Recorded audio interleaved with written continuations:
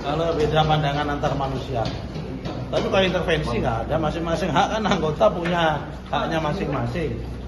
Tapi kalau intervensi nggak ada intervensi. Tapi hasilnya itu pas laporan bisa di Gini loh, yang namanya orang pansus itu kan 30 orang. 30 orang itu masing-masing mempunyai otak dan pemahaman berbeda-beda. Nah, kita mencari titik temu di antara 30 orang itu, kita ambil yang mayoritas. Ya kalau ada 1-2 yang nggak cocok ya biasa. Satu masa ada yang cocok semua. Kalau ada yang nggak cocok.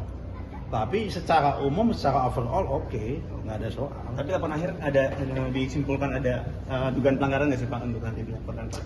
Kita tunggulah besok hari Kamis ya. Kalau sudah diumumkan nanti akan kita bacakan. Kalau soal itu. Apalagi? Artinya pelibatan aparat penegak hukum gimana Pak? Gini. Soal pelibatan aparat penegak hukum kan itu hukum. Di DPR itu one thing, aparat penegak hukum itu another thing. DPR itu institusi politik, APH itu institusi penegak hukum. Jangan campur adukan antara politik dengan hukum, itu menjadi campur aduk.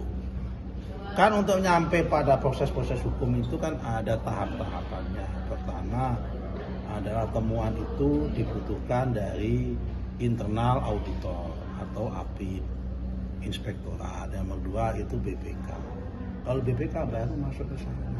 Kecuali kalau OTT, bos. Ini kan nggak OTT. Gimana sih? Berarti nggak diteruskan gitu ya Pak nantinya Pak? Diteruskan apa? Perannya gitu Pak, dari pimpinan kepada aparat penegak hukum gitu Pak. Loh, aparat hukum itu punya logika sendiri. Tanpa kita tekan pun aparat hukum itu, kalau memang udah ada bukti dan laporan dari masyarakat dan dia punya bukti, pasti dia akan jalan dengan sendirinya. Ya kan nggak semua orang mengatakan selama ini bahwa hukum adalah independen, tidak perlu ditekan-tekan. Nah, selama ini bapak-bapak yang ngomong begitu. Masa malah sekarang minta mendorong supaya DPR menekan lembaga hukum? Kan nggak boleh dong menekan lembaga hukum. Masing-masing punya logika sendiri, punya SOP sendiri. Ranahnya DPR itu ranah keputusan politik. Hukum itu ranahnya adalah bicara masalah fakta. Ya kan, kalau bicara masalah fakta, apalagi yang menyangkut kriminal, kan ada pepatah mengatakan in criminalibus baden esse luce clariores. Di dalam kriminal itu harus ada bukti-bukti yang terang, itu harus lebih terang daripada cahaya. Kalau soal masalah kriminal. Jadi kalau mengatakan ini bukti pelanggaran itu harus terang. Ya kan nggak bisa langsung sama DPR mengatakan ini terbukti melanggar undang-undang, nggak bisa. Yang berhak mengatakan terbukti membuktikan itu adalah pengadilan.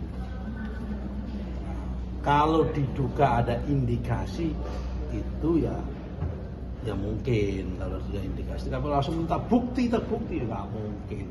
Karena tadi in criminalibus baden luce clariores. Tapi yang dugaan tadi in criminalibus probant baden luce probantion tes clariores. Itu asas hukum. Paham? Di dalam tindak kriminal bukti-bukti itu menjadi penting dan bukti itu harus lebih kuat dan lebih terang daripada cahaya.